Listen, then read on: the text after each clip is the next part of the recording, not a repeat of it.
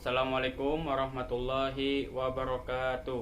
Perkenalkan, nama saya Abdul Latif dari Lokal C PGMI 2018, jurusan Pendidikan Guru Madrasah Ibtidaiyah, Fakultas Tarbiyah dan Keguruan, Universitas Islam Negeri Antasari Banjarmasin.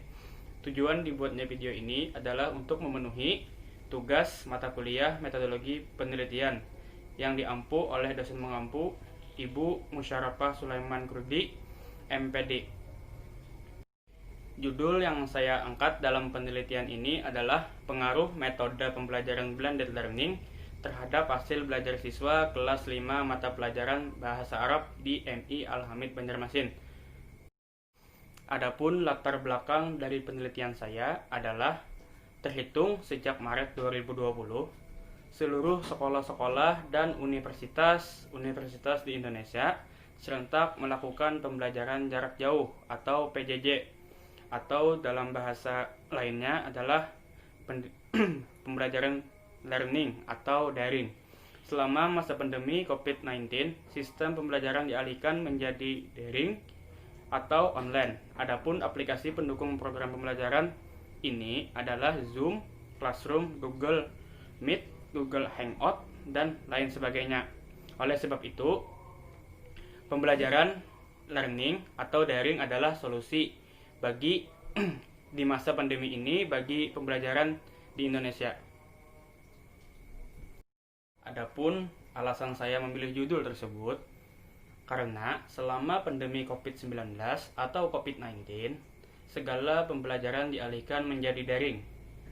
Oleh sebab itu, guru-guru serta komponen sekolah mengadakan rapat evaluasi pembelajaran guna melaksanakan pembelajaran selama pandemi. Juga karena itu, berbagai metode pembelajaran pun dicoba, dan salah satunya adalah metode blended learning. Dan selanjutnya, fokus penelitian atau rumusan masalah dari penelitian saya. Yang pertama, bagaimana hasil belajar bahasa Arab siswa kelas 5 dengan menggunakan metode blended learning pada pembelajaran di Madrasah Ibtidaiyah Al-Hamid. Dan yang kedua, apakah ada pengaruh metode pembelajaran blended learning pada pembelajaran daring terhadap hasil belajar siswa kelas 5 di Madrasah Ibtidaiyah Al-Hamid. Jadi yang pertama adalah bagaimana hasil belajar siswa mata pelajaran Bahasa Arab kelas 5 yang menggunakan metode blended learning. Terus yang kedua adalah bagaimana pengaruh metode blended learning terhadap pembelajaran daring dan juga terhadap hasil belajar siswa kelas 5 di Madrasah Ibtidaiyah Al-Hamid Banjarmasin. Selanjutnya adalah landasan teori. Menurut Wina Sanjaya, metode adalah cara yang digunakan untuk mengimplementasikan rencana yang disusun dalam kegiatan yang nyata agar tujuan yang telah disusun tercapai secara optimal. Jadi, metode adalah cara yang digunakan untuk mengimplementasikan rencana yang disusun dalam kegiatan nyata. Artinya adalah metode adalah cara yang digunakan untuk mengembangkan rencana yang sudah disusun. Rencana tersebut dalam bentuk RPP dan lain sebagainya dalam kegiatan nyata. Artinya mewujudkan RPP itu menjadi kegiatan yang nyata yang telah disusun secara sistematis agar tercapai hasil yang optimal. Selanjutnya kita akan mengetahui apa itu blended learning. Nah, jadi blended learning adalah sebuah model pembelajaran yang menggabungkan antara pembelajaran tatap muka atau face to face dengan e-learning. Blended learning merupakan konsep baru dalam pembelajaran di mana penyampaian materi dapat dilakukan di kelas dan online. Nah, jadi pembelajaran metode blended learning ini adalah model pembelajaran yang menggabungkan antara pembelajaran tatap muka dengan e-learning atau daring yang adalah konsep baru dalam pembelajaran di mana penyampaian dapat dilakukan di kelas atau online. Nah, jadi blended learning ini tidak memerlukan tempat, bisa dilakukan secara online atau di mana saja. Contoh penggunaan metode blended learning ini adalah menggunakan Classroom atau Google Meet yang sering digunakan selama masa pandemi COVID-19. selanjutnya setelah kita mengetahui apa itu metode dan apa itu blended learning, yang berkaitan selanjutnya dari judul adalah hasil belajar.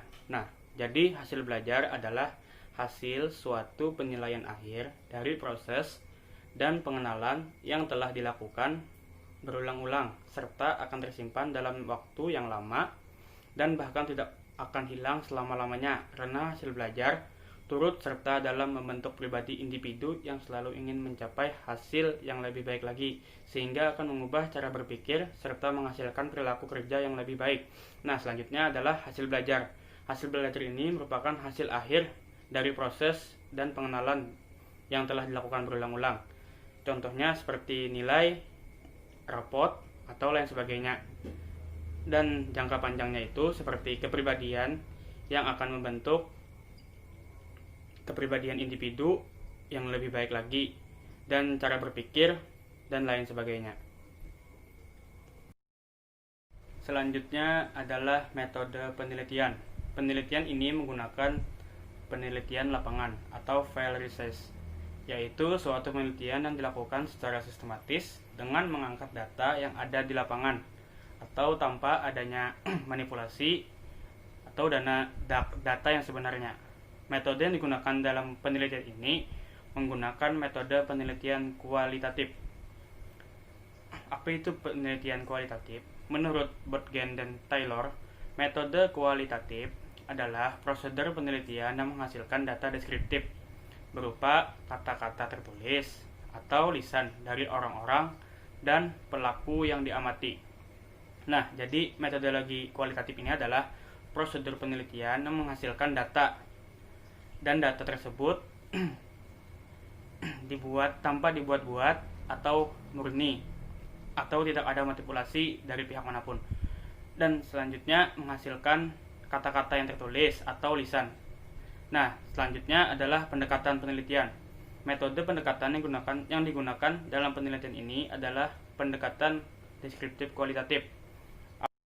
Pendekatan yang digunakan dalam penelitian ini adalah pendekatan deskriptif kualitatif. Menurut Winarto Suretsman, dalam bukunya Metodologi Penelitian Bidang Sosial menyebutkan bahwa penelitian deskriptif kualitatif adalah menentukan dan menafsirkan data yang ada, seperti tentang situasi yang dialami, satu hubungan, kegiatan, pandangan, serta sikap yang nampak atau terang, atau tentang suatu proses yang muncul, kecenderungan yang nampak, pertentangan yang meruncing, dan sebagainya.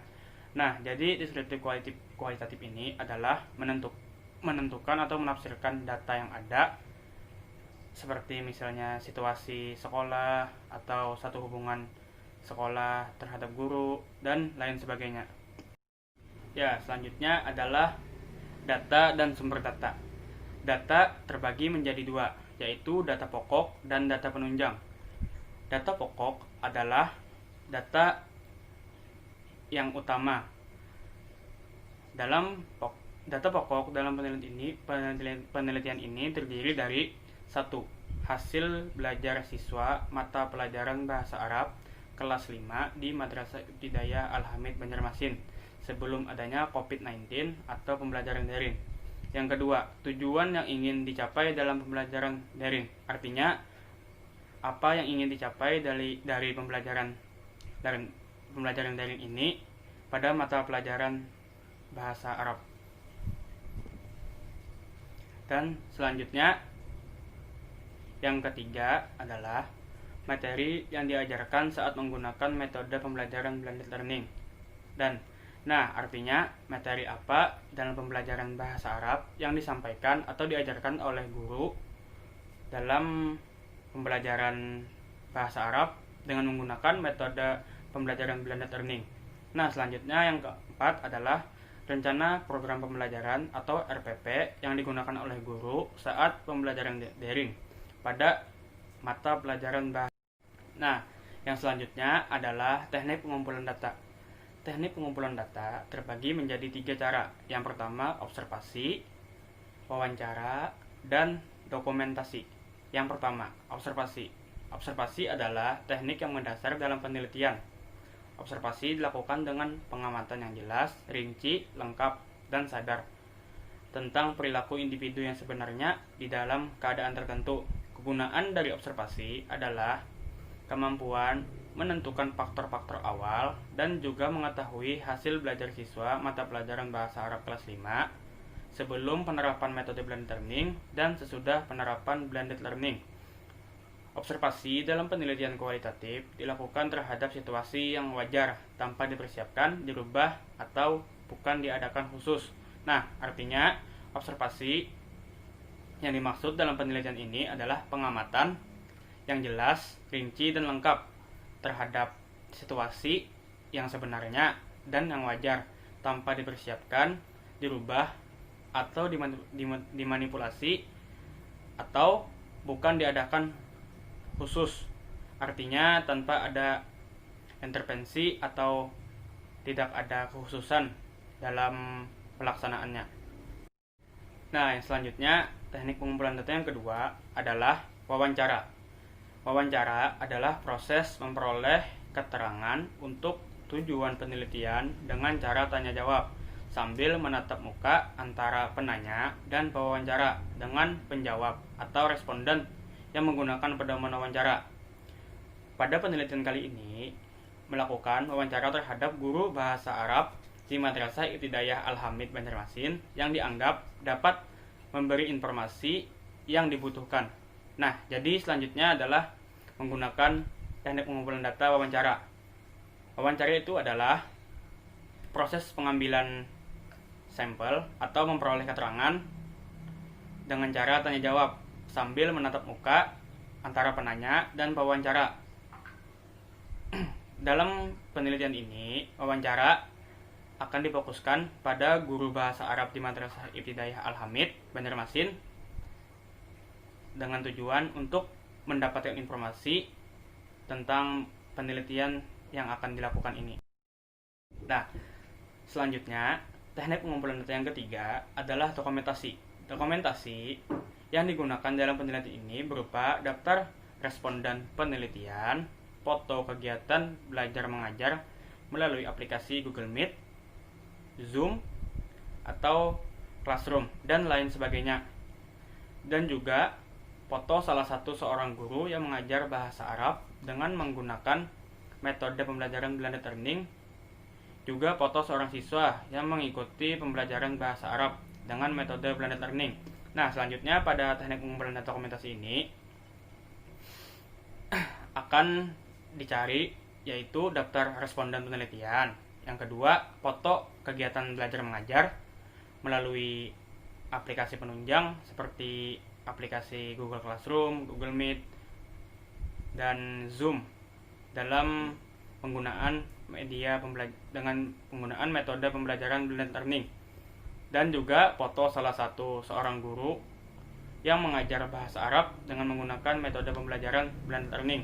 Nah, artinya selain foto hasil bahasa Arab dengan menggunakan metode pembelajaran blended learning. Nah, artinya selain foto hasil belajar mengajar, anjim habis. Bisa apa? Aduh. Hah?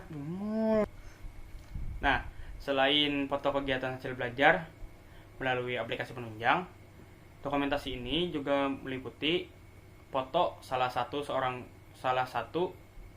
guru yang mengajar bahasa Arab dengan menggunakan metode pembelajaran blended learning, dan juga foto seorang siswa yang mengikuti pembelajaran bahasa Arab dengan metode blended learning pada kelas 5 di Madrasah Ibtidaiyah Al-Hamid Banjarmasin. Sekian presentasi proposal seminar penelitian saya. Apabila terjadi kesalahan atau kehilafan, mohon dimaafkan. Sebelumnya saya ucapkan terima kasih kepada dosen pengampu mata kuliah Metodologi Penelitian MI, Ibu Musyarafah Sulaiman Kurdi, MPD, dan kepada orang tua saya, dan juga kepada teman-teman yang berpartisipasi atau membantu saya dalam penelitian ini. Terima kasih saya ucapkan. Wassalamualaikum warahmatullahi wabarakatuh.